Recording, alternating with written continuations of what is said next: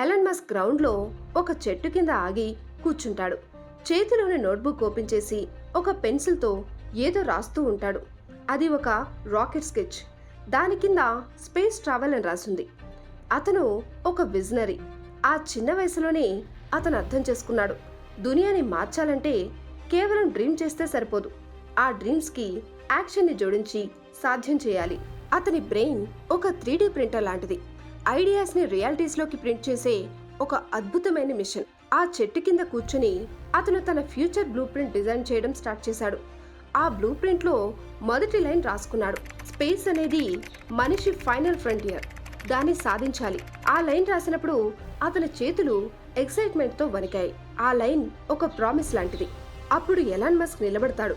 నోట్బుక్ని గుండెకు హత్తుకొని ఆకాశంలో నక్షత్రాల వైపు చూస్తాడు. దూరంగా ఇంకా నవ్వుతున్న సౌండ్ వినిపిస్తుంది. కానీ అది అతనికి ఒక బ్యాక్గ్రౌండ్ స్కోర్ లాంటిది. ఒక హీరో సినిమాలో విలన్స్ నవ్వినప్పుడు వచ్చే ఆ ఎఫెక్ట్. ఆ నవ్వులు అతన్ని డౌన్ చేయలేదు,